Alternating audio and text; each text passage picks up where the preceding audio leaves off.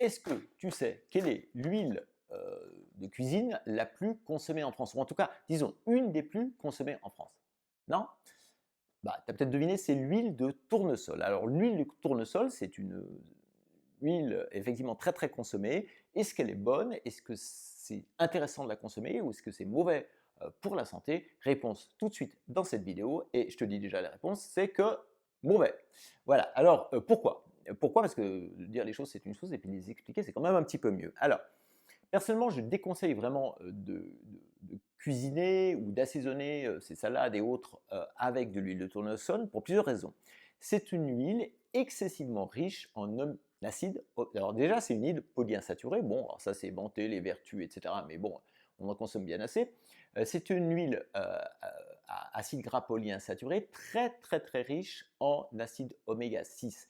Alors, suivant les calculs qui sont faits, certaines études ont montré qu'il y avait quasiment 120, la proportion c'est de 120 oméga 6 pour 1 oméga 3. Et d'autres vont un petit peu en dessous, mais c'est de toute façon des proportions énormes. C'est vraiment une huile très très riche en acides oméga 6. Les acides, en faisant simple, les acides gras polyinsaturés, on a les acides gras monoinsaturés, polyinsaturés, etc. Les polyinsaturés, on a les 6 et les 3. Bon, alors, ce qui se passe, c'est que notre alimentation moderne est complètement déjà déséquilibrée en faveur des acides oméga 6. Et c'est un problème parce que ça favorise notamment l'inflammation, entre autres, hein, de l'organisme, etc. Par exemple, l'arthrose, par exemple aussi toutes les maladies inflammatoires et l'état général d'inflammation à bas bruit, comme on dit, de l'organisme. Donc ça, c'est un problème. Alors, à l'état naturel, on consomme essentiellement la proportion, quand on est vraiment à l'état de nature, on va dire, le ratio entre oméga 6 et oméga 3, il est à peu près de 1,1, ou bien 2 oméga 6 pour 1 oméga 3, d'accord? Ou bien 3,1 en faveur des oméga 6, mais c'est grand maximum. En général, c'est plutôt 1,1 ou 2,1 pour les oméga 6, mais souvent 1,1. Voilà. Ça devrait être le ratio à peu près équitable. Pourquoi? Parce que les oméga 3, alors les deux sont nécessaires à l'organisme, mais en quantité adéquate. Et puis ce qui se passe, c'est que en fait, les oméga 3 sont anti-inflammatoires, des grandes vertus anti-inflammatoires, et on en manque cruellement. C'est excellent aussi pour le cerveau, pour la cognition, pour nos membranes cellulaires. C'est excellent aussi au niveau cardiaque pour tout ce qui concerne le système circulatoire. Donc ça a vraiment des grandes vertus quand c'est consommé suffisamment. Et on en manque cruellement dans l'alimentation. D'accord. Alors pourquoi on en manque? Il y a des tas de raisons à ça. L'une des raisons, c'est que par exemple, beaucoup d'aliments industriels, industrialisés, les produits transformés, sont à base d'huile de maïs, à base de maïs, à base de tournesol, à base de soja. Et tous ces aliments, notamment les oméga 6, permettent souvent une meilleure conservation hein, pour les aliments transformés. Mais tous ces aliments industriels, donc justement avec l'huile de maïs et autres, sont donc très riches en oméga 6.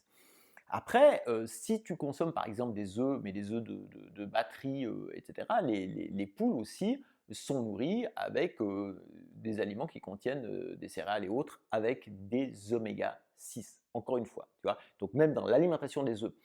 Si tu consommes la même chose, de la viande qui n'est pas nourrie au pâturage, mais avec des céréales et du maïs, je ne sais quoi, c'est à nouveau des oméga 6, même dans la chair de l'animal. À l'époque, des Cheyennes, quand ils chassaient le bison, lui, il broutait l'herbe du pâturage qui est riche en oméga 3. Voilà. Donc tout ça, et puis, enfin, tout se cumule en quelque sorte. Donc si on rajoute notre bonne vieille huile de tournesol très très enrichie en oméga, enfin enrichie, qui est riche naturellement en oméga 6, ça ne va pas améliorer ce ratio, ça va accentuer ce déficit. D'accord. Donc ça, c'est vraiment le gros problème. Je répète, les oméga 3, très importants, anti-inflammatoires, excellents au niveau cognitif du cerveau, les membranes cellulaires, et puis excellent aussi au niveau cardiovasculaire pour le cœur et tout le système circulatoire. Donc vraiment à pas négliger. Alors, ce qu'il faut faire, déjà au niveau des huiles, très concrètement, je parle de l'huile de tournesol. Alors, une étude que j'ai vue parlait d'un ratio de 120 en faveur des oméga 6, comme je l'ai dit, jusqu'à 1 pour les oméga 3. Il y a des huiles aussi qui sont à déconseiller. C'est l'huile de pépin de raisin. Hein, là, le ratio est quasiment de 140, 1. C'est énorme. L'huile de maïs, c'est à peu près 60, 1. Voilà, c'est aussi un ratio complètement, on va dire, disproportionné. Et en plus, toutes ces huiles polyinsaturées, telles que celles que je viens de citer, en fait, il faut savoir qu'elles s'oxydent à la cuisson, elles rancissent très vite. Donc moi, je conseille de les consommer ni à la cuisson, ni en assaisonnement. Voilà.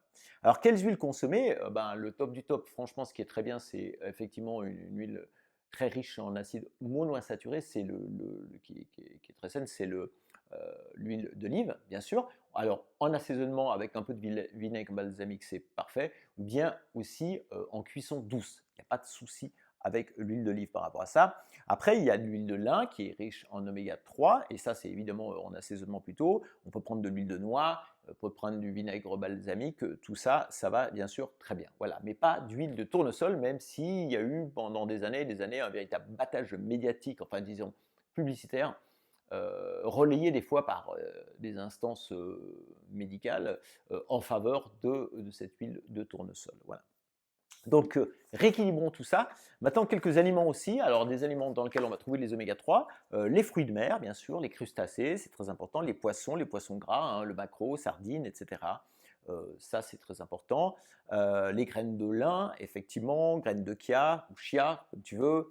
Les jeunes pousses, épinards, mâches, on peut en trouver aussi. Et puis, dans les œufs qui sont finalement issus des poules nourries avec des graines de lin, par exemple, ou alors qui picorent l'herbe aussi, etc. Tout ça, ça va rééquilibrer un petit peu ce gros déséquilibre, d'accord? Donc ça, c'est quelque chose de très important, mais pas l'huile de tournesol, voilà. Alors, un petit mot quand même avant de conclure, sur l'huile de colza. Alors l'huile de colza, il y a les pour et les contre. C'est une huile qui est effectivement très riche en acides oméga 3, contrairement à l'huile de tournesol, l'huile de colza. Pas pour la cuisson, mais en assaisonnement. Donc tu peux de temps en temps varier, il n'y a pas trop de soucis. Certains considèrent que c'est une huile quand même qui est hautement transformée, donc, et puis que naturellement, c'est un produit à l'état brut comme ça qui est toxique. Donc moi je dirais d'alterner si on veut prendre de l'huile de colza, mais effectivement, c'est vrai, elle est riche en acides oméga 3. Voilà. Donc c'était la vidéo par rapport à ces petites huiles. Fais attention quand même parce que c'est quelque chose qu'on consomme quotidiennement quasiment, hein, donc c'est quelque chose d'important.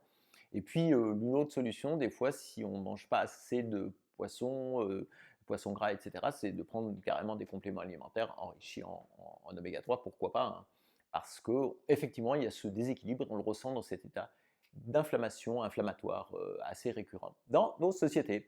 Voilà, alors si tu veux vraiment avoir une vision de l'alimentation 80-20, c'est-à-dire index glycémique bas 80%, voilà, naturel 80-20 et 20% pour je sais pas, un petit gâteau, les petits trucs, etc. Tu as un résumé, j'ai préparé un petit e-book là, il est juste sous la vidéo, qui va synthétiser tout ça. Et puis moi je te dis ben, like si tu as aimé cette vidéo, n'hésite pas à partager bien sûr, et puis voilà quoi. Puis à très bientôt, et puis ciao, et puis prends soin de toi. Ciao.